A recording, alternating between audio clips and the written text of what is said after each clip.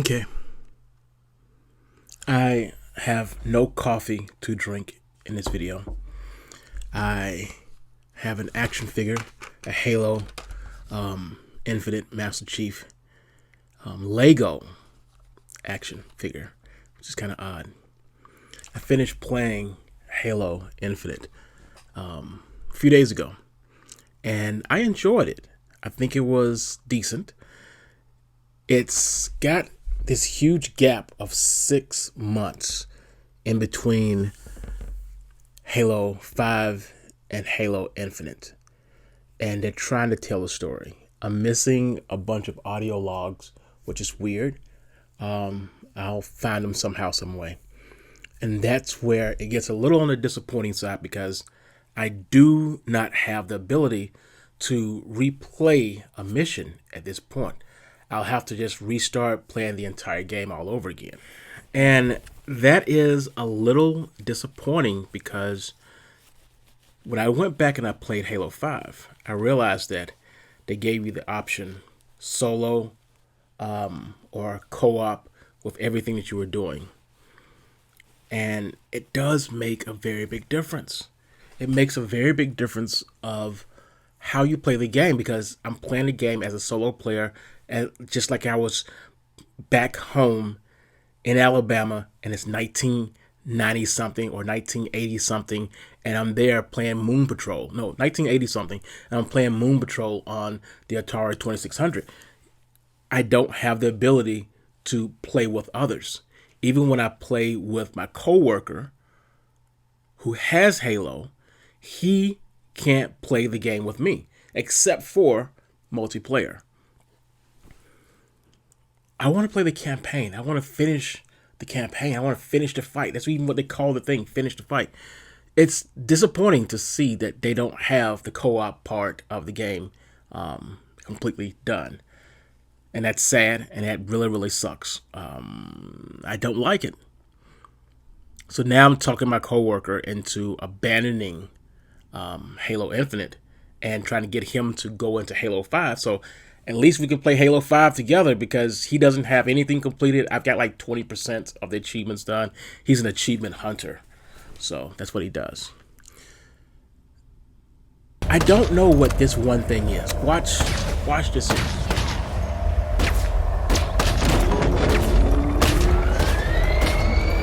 I have no idea what that thing is in the game, except everybody in that fob started fighting that thing, that ball.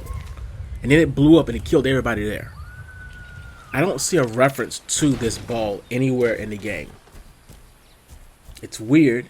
It's some kind of weird anomaly that just popped up. But I just wanted to throw that out there. Just throw it out like a rock. That was weird. It's a weird moment in the game. I went all over the place and tried to figure out what the heck that was, and nobody knew what it was. So, one more thing. The graphics on Halo 5 is astonishingly amazing on that freaking monitor over there. On that monitor, it's absolutely amazing. It looks so much better than it did upstairs. And the weird thing is, Halo Infinite doesn't look as good on that monitor, because it's open world. Open world, to make a game open world, you have to reduce the graphics and find a good balance. You can't go for extreme beauty. You have to go somewhere in between beautiful and technically working. And I understand that.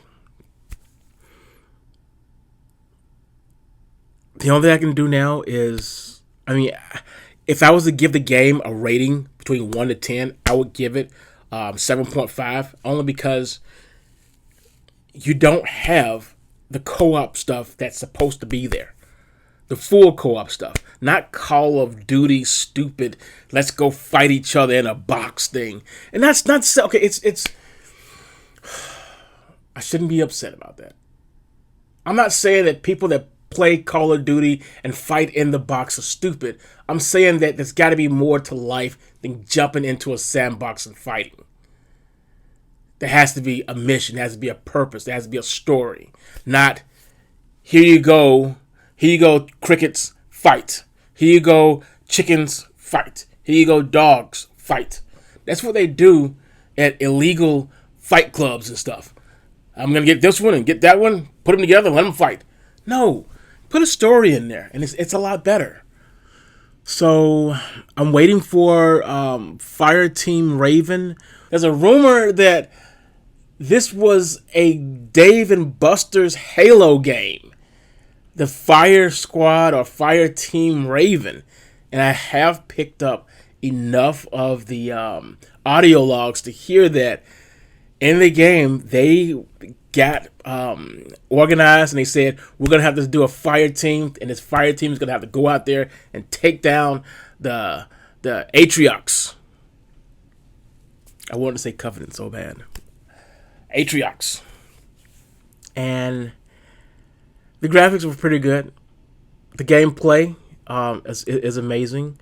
My favorite weapon is actually the human pistol, that sidekick, and whatever the customized version is, the way it fires, it's like perfection.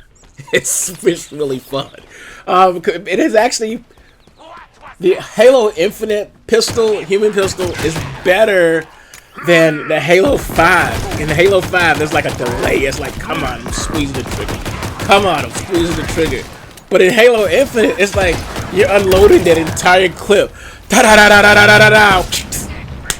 Ready to go again, buddy. I was like, wow. It's so smooth. It's like really good vodka. It's smooth.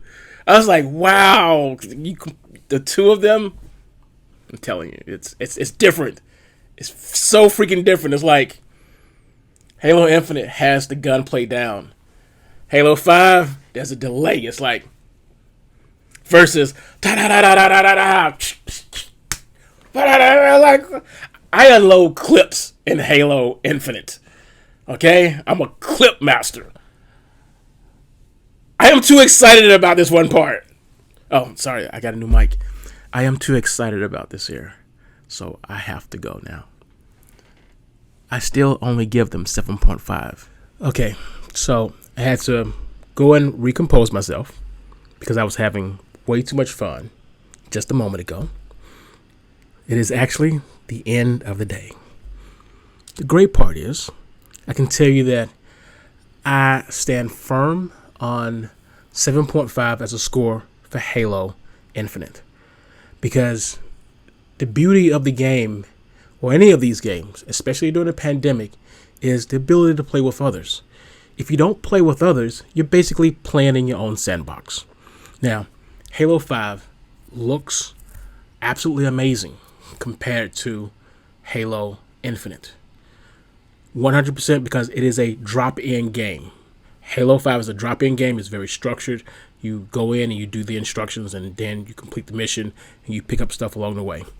Whereas Halo Infinite is open world, and you have the ability to trot on and do things at your freedom.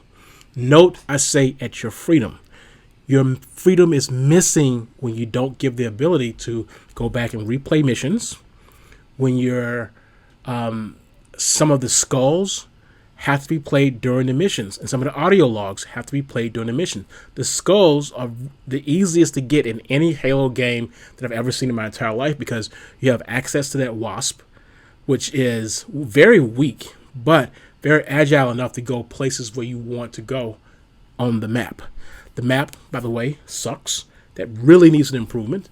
And this is only version 1.0 of this game that's supposed to be around for 5, maybe 10 years.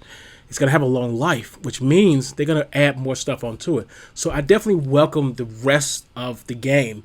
I just wish more of the game was actually here right now. Because as it stands, this is not an easy thing to try to enjoy when two people who are playing the same game can't play on the same field, the same sandbox. It's just not possible. The gunplay, again, is absolutely amazing, because they did strip down the graphics a little bit, because they did make it a little bit easier to be played. But, man, the graphics on 5 is just astonishing. And even now, because of the beauty of Halo 5, it's so stable as well. is so good that I'm actually going back and I'm playing more of Halo 5 because I found it to be more fun. And I have some achievements that I was just at the very edge of getting. So it's like, I might as well. And, you know, Halo Infinite to me feels a little bit more like Reach. It has that Halo Reach feel. And one of the beautiful parts that's missing in this game is customization. Because unless you reach in your pocket and pull out cash to get the battle pass, you can't put on new armor. Remember in Halo Reach, you had the ability to change that base character, that base Noble 6 character, and put new pads on him. Basically beef him up to make him look like other people. You could even change the color of his body armor and everything. You can go with that pale green that people like to do sometimes. Me, I go for pink and brown because, you know, it's just what I do because I want to be coming down, just jumping down, hit somebody with a grapple and everything, and then hit them with my pink and brown outfit on and just bash them in the face. That could be exciting. It really could. And the person on the opposite end will know they got punched in the face by pink and brown. The only other thing I'm going to say, I'm looking at the screen right now, is the grapple makes the game a lot easier. When I say the game, I'm referring to Halo Infinite. It makes it a lot easier to move around. You can do a Spider-Man thing and go from mountain peak to mountain peak if you wanted to. And it's easier to get those skulls. This is the easiest Halo game to get skulls in. I just can't believe how crazy and easy it is to get skulls because of the wasp and because of the grapple. It's just insane. It makes it a little bit more fun. It does. So, I had to go see a guy about playing Halo multiplayer with him. Gotta go see a guy. And talk another person into actually downloading Halo 5 because he has the Game Pass. It's like, dude, you got the Game Pass. Come on, let's go.